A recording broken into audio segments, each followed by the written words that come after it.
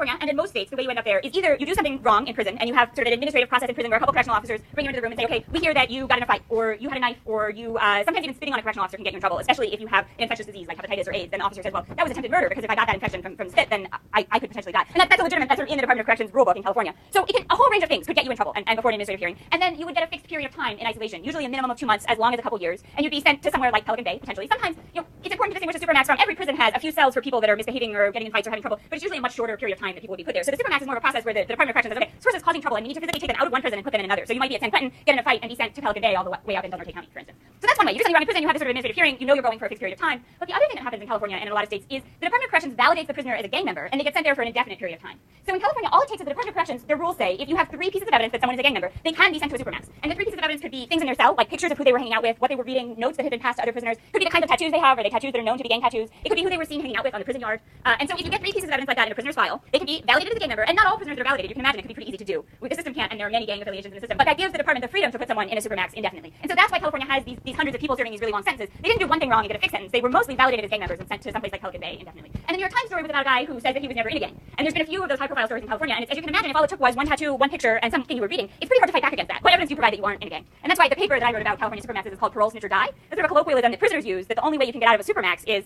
you parole, so your criminal sentence expires, right? Remember, getting sent there is a prison process, an administrative process, so if you were sentenced to 3 years in prison and your sentence is up, they have to let you go, even if it's directly from that isolation cell at Pelican Bay. So you can parole. You can snitch, which means you can tell on the gang. You can convince the Department of Corrections that you dropped out of the gang, and you do that by saying, this person and this person are members of the gang, or I have evidence about this crime that happened, or so you convince them that you're no longer a member by telling on the people that you were supposed to be friends with. Or you die, right? So you're killed, or you just die in isolation because you spent 20 years there. So that's the sort of, people get sent there indefinitely. That's the colloquial phrase about how long you might actually spend. People have a sense of hopelessness about it.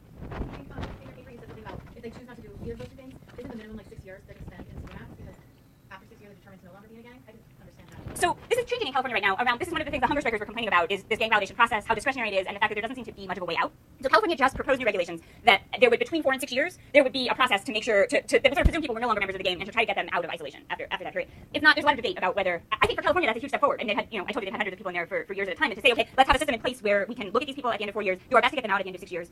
On the other hand, people who have seen these places and think about it and understand 6 years is a pretty long time to spend in solitary confinement. So. I have that report now up on the web. Top security threat group Yes. report. Yeah. I don't know who they hire their writers from, but they come up with these. They're now no longer referring to prison gangs. They're now security threat groups, STGs. Yeah. Yes. Yeah. And it's really interesting to read, just to give you a sense of how the Department of Corrections thinks about making rules, talking about these things, right? And it's a little hard to read, but it's interesting as a sort of raw document in itself. Yeah.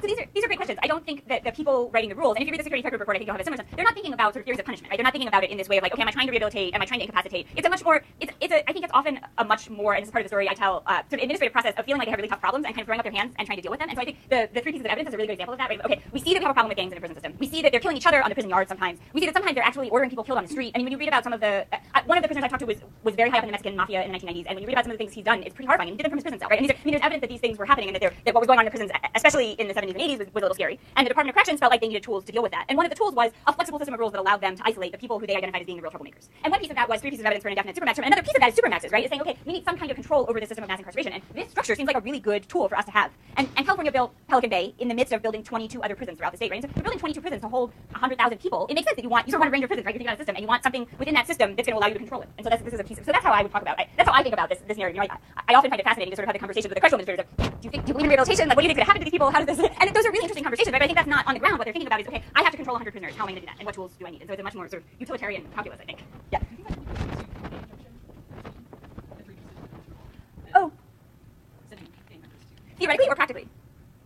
Well, I mean, I say yeah, absolutely, theoretically, right? I think it's part of a system where there's negotiations about who has control over these tough cases. And so I think what's going on with gang induction similarly is police saying, okay, we need to have ways to sort of cast a net and control these tough populations we're dealing with. I don't know technically whether there were conversations between the people drafting gang induction rules and the correctional administrators drafting Department of Corrections rules, but that's a really interesting question if they actually, there's surprising transfer often, the way that the correctional officers in California had friends in Arizona and went to visit their prison and said, that seems like a really good idea, can we meet the architect to help you design that, and then built it in California. I think there's a lot of those conversations that happen behind the scenes, and it's really interesting to trace them and see if that is the connection. Does that answer your, yeah? Yeah.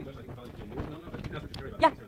You can see them as both part of a logic about spatial exclusion. We can't change people, so the only way to control them is to put them in spaces where they'll be safe. Let's say, or will be safe from that. So that can involve excluding some people from the public space without imprisoning them. That can involve taking other people and putting them not just in prison, but in spaces that are so tightly controlled that they can't move around. And that's what you believe. So. Yeah, but I think the space question is also really interesting, right? What are the tools that people are coming up with to control these, to use space to control people, and how is that working? Well, they're specifically targeting gang members to send them.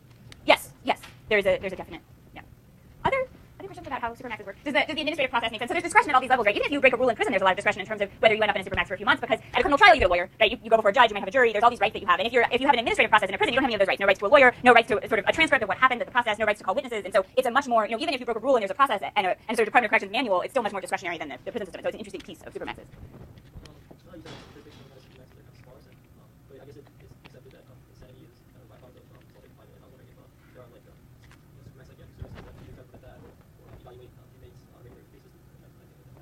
So most Supermaxes now, I think, have rules that at least once a month, someone, usually a tech, so kind of like a psychiatric nurse, has to walk by. But what literally happens is a psych tech walks by, stands in front of the door, and says, "How are you?" So there's a sense of the need that sometimes people have mental health problems in these facilities and they need to check on them. But you can imagine that if you have to say you don't feel well in front of the 7 other people on the pod, it could be not the most sort of intimate environment. And then often, if you are getting psychiatric help, you would be put in a cage like this, and in order to have the conversation with a mental health professional. And so yes, there's a sense that there needs to be some sort of psychiatric treatment, but the context in which it's happening is often pretty challenging. I think makes prisoners who might actually need it and be aware of needing it sometimes hesitant to even engage because the context is unpleasant. Is as unpleasant as being in their cell. Sometimes they say. So it's tough. But also it's tough. If you have a prisoner, some people in these facilities have done really terrible things, right? And I referenced the guy who used to be a shot caller for the Mexican mafia and was ordering people killed from his prison cell. And the correctional officers were legitimately afraid that he would hurt them if they let him out of his cell without putting him in handcuffs, and legitimately afraid that if they let him get a note even slid under a door somewhere, someone would die out on the street, right? So it's not to say that there aren't some people in these facilities who are really challenging to deal with, but it's not clear that even putting them in this facility fixes the problem. But it is addressing. There's a real problem out there that they're grappling with.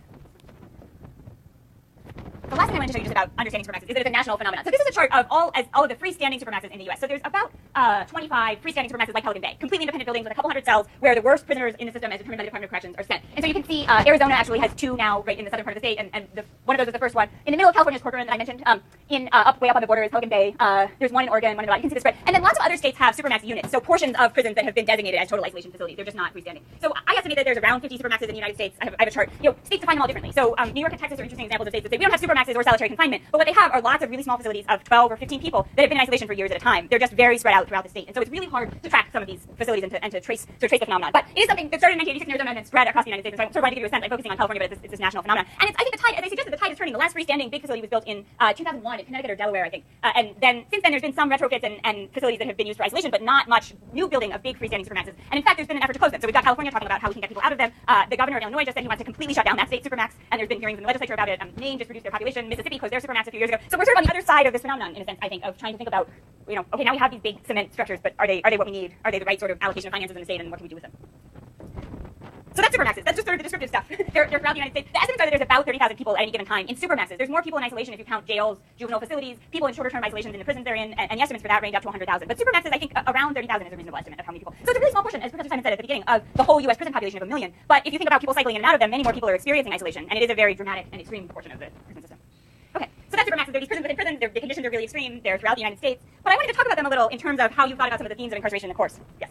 Is there any discussion about why Supermax seems to be relatively rare in itself? It's a really good question. It's something I started to think about a little.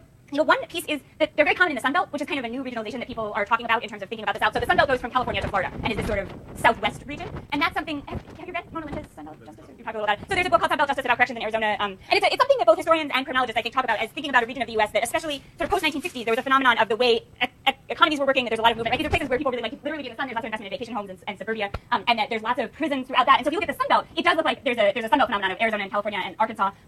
The other reason there aren't some of these in the South, as I said, Mississippi had a really big famous Supermax, but it closed, so I didn't put it on this map. And Texas has a ton of little Supermaxes, and so they're not on this map. So it's not that they're not using isolation in the South, it's just that maybe there's a little bit of a different conception of it being separated out. I've also wondered about what the relationship is between Supermaxes and the death penalty. That it seems like, in a system where you have the death penalty, maybe you feel like there's a different end of the line to the prison system than in a system where you don't. And so California has a big death penalty, and so does Arizona. But in the 1980s, when these prisons were being built, I think people weren't sure how long the death penalty would be around. That was not long after the Supreme Court had struck it down for a few years. And I think there was a lot of fear that maybe, among corrections, that maybe it wasn't going to be there anymore. So I think that could also be a piece of the story. Nor states that don't have a death penalty feel like they need some other punitive tool. I don't have a clear answer. It's a great question. For someone who's already in Supermax isolation cell, what kind of disciplinary actions do they use if they engage with themselves or about do they just extend their time there, or is it?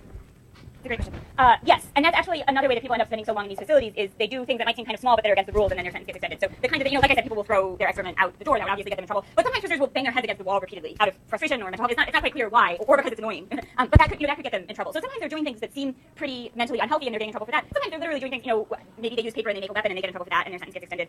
If you have 2 prisoners in a cell, you can imagine there's way more ways people could get in trouble, and that could get their sentence extended. So it is something that happens. It's known to happen in Supermaxes, especially as people have mental health problems. So their sentence just gets extended and extended. The other thing that they can do is sometimes they're allowed radio or television, or like 1 book a week, and they could take that away. And so that's another. Sometimes they use the very small privileges that they have. They negotiate about them, or you can't go out for your hour day on the yard.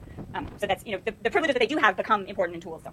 In the era before it was decided, because which is also added provision that it's not these spaces. Oh, nice. Yeah, they're really great They were cases. using something called cell extractions. Yes. And the judge found that they were being used as punishment, in fact, Right. as opposed to being a administrative necessity. But those are really very punitive. You got tasered and hit with gas grenades, and forcibly removed from your cell. Do you have a sense of whether that's been replaced by any kind of quasi-punishment, contextual hot baths or whatever? That's an interesting question. So it's something, I think you'll read this if you read Madrid, that it's something that seems to happen when Supermax is open, and I've noticed it sort of trying to trace the phenomenon across the United States, that often there's just horrible violence in the facilities when they open. And that's, I think Madrid does a really good job of explaining that correctional administrators feel like they're being charged with taking care of the prisoners who they've been told are the worst of the worst prisoners in the system, and they have to prove, the correctional officers have to prove that they're bigger and better and in control, and so what often happens is there's all kinds of horrible abuses. So in Madrid you have a prisoner who was dipped in scalding hot water and his skin burned off. I mean, that was one of the classic cases. He had been refusing to shower and was very dirty, and correctional administrators just sort of had no idea what to do with him. And that's sort of the iconic case from Madrid and Pelican Bay of really horrible abuse. There were also prisoners where they put two prisoners at a time from rival gangs on the prison yard and then watch them sort of encourage them to fight to the death and just let them let a prisoner die. Or the correctional officers would shoot at the prisoners to get them to stop fighting, and then they would kill them that way. So there's these sort of horrible, violent things that are happening under the the administration is obviously playing a role in it, but it's hard to identify. You've built a prison where you said you put. People often say, oh, the Hannibal Lecters are there. So it's this idea that you have this mythical sort of serial murderer in this facility that you have to deal with, and the correctional administrators are trying to do it. So this is a phenomenon not unique to California as these prisons open, and then there's lawsuits, and that's what the lawsuits have often focused on is the brutality, the physical brutality between correctional officers and prisoners, or between prisoners in these facilities, and how to make that sort of how to streamline that and train people better. And I think the facilities have largely been pretty good at that. Right? In California now, you have really well trained correctional officers. There's not many reports of prisoners being set up to fight to the death or any kind of correctional officer abuses at these facilities. They're pretty well run in that sense, and the sort of people are watching over them to make sure that the prisoners are being treated physically humanely on a day-to-day basis. And I think that's relatively true, even though when you look at the conditions, they're incredibly harsh. And so I don't know that there's a physical punitive replacement to that. Once in a while you see stories about prisoners being tased or shot in these kind of facilities. I tend to think that the officers are better trained now, especially in California, but generally, I mean, the Madrid case was closed last year, and I think that Judge Henderson really was confident that the prison was meeting the rules he laid out about how people were trained. So I don't know if they'll come up with something creative in place of that, but yeah. I find volunteers for non-profit kind of full-time children who give it their parents in prison. Now, one thing kind of noticing that's like how their kind of family or friends outside kept informed like what's going on. Like if you're bad and you're suspended for 3 months, like they want help from you then 3 months. Like you have so little. No, it's very hard for families to get information, especially when someone is someplace like Pelican Bay that's so far away. The prisoner can write. Usually they're allowed a certain number of pieces of paper and a pencil every month, and so they could send a letter out, but that can be a very slow process. Most states, and California also have hotlines or online systems you can call and find out what prison the person's in, and that's generally pretty accurate. So the family member could call and give their prisoner's ID number and get the information that way. But it is one thing that's really hard. A prisoner could be sent out to Pelican Bay, and it could be a couple months before their family understood where they were. And once they're there, they're not allowed to have physical contact with their family either. So if their family do come to visit, they'd be sort of behind a bulletproof glass window, and they talk through a telephone. And that's really hard too. I mean, prisoners out there say, it's so far away, it's so hard to get to. I don't want my family to come visit to talk to me through a window, right? I'd rather have my once-a-month phone call with them. So it's yes, it's often very strict. Yeah. Usually you can have legal visits at least. It's actually something I've been, since the hunger strike, they've been asking lawyers to go up to Pelican Bay just to visit the prisoners who were on strike. So it's something I've been interested in maybe doing that just to go because I haven't visited. I've been to Corcoran and not to Pelican Bay, so that's one interesting way to see the facility. So being a lawyer or working with a lawyer is one good way to get in, but otherwise it can be incredibly hard. And those, I think the legal visits are also through glass for the prisoners. They're just allowed more of them. Yeah. Is there any solitary confinement that you lock up like full black, no light, anything like that? No, as far as I know, there's never total blackness, and I actually think it's an interesting. I have a theory about Supermaxes, which is that they respond very well to some of courts, especially bad reactions to prisons that existed before the 1970s, where isolation often meant being thrown literally into a dark hole, like an Alcatraz. And sometimes it was crowded, right? Like sometimes there'd be a few prisoners, and often it was literally a hole, like in the south there would be like a sort of a mud pit, and people would be thrown in, and sometimes you'd just be given bread and water once a day. So you read this in these early prisoners' rights cases from the 1970s and 1980s, and courts are just incensed. And there's in almost every case about prisoners' rights in the early years when courts were starting hearing these cases, you get some comment on isolation, and courts talking about how it needs to be clean and well lit, and sort of setting basic thing, basic amount of space. And Supermaxes look an awful lot like the standards that courts lay out, right? They're not overcrowded. Even in California, the maximum you're going to get is 2 people to a cell. The lights are always on, so there's no complaints about it being dark or not being able to read. It's really clean, right? And you can hose down that poured cement cell really easily, even if things go really wrong. And so it doesn't get sort of smelly and dirty the way people think of it. So I think it's part of why Supermaxes have been hard to challenge legally. And at the end, I was going to talk about how no court in the United States has found that those actual conditions are unconstitutional. They found that aspects of them, right? People with mental illness can't be placed there, and we can't have actual physical abuses where officers are setting prisoners up to fight or beating them up. But the institution itself, where people spend 10 or 20 years in isolation, is okay. And I think that's in part because it doesn't look anything like the dark cells at Alcatraz, right? It's hard if you hated the dark cells at Alcatraz. It's hard once you've written a whole legal opinion about how bad that is to describe what's so bad about this place where someone is physically not being harmed. I argue that it's quite different. Some people call Alcatraz the first Supermax, but the term Supermax was something that people started throwing around in the early 1980s, actually. And Alcatraz was a high-security prison where the worst prisoners were sent, right? And it was a classification system, so you had like Al Capone, right, who the Federal Bureau of Prisons said, okay, he's one of our worst, we're going to send him to an island that's surrounded by sharks. But the prisoners were allowed to congregate together. So there's a dining hall in Alcatraz, right? There's a big prison yard with basketball courts, and there were only a couple isolation cells, and they were generally, the Birdman of Alcatraz was one of the few people who was in extended isolation. You can count on one hand the number of people serving that. So in that sense, Alcatraz was a high-security prison for the worst people, but it wasn't about this total and complete physical isolation that a place like Pelican Bay is. And so I would argue that's different.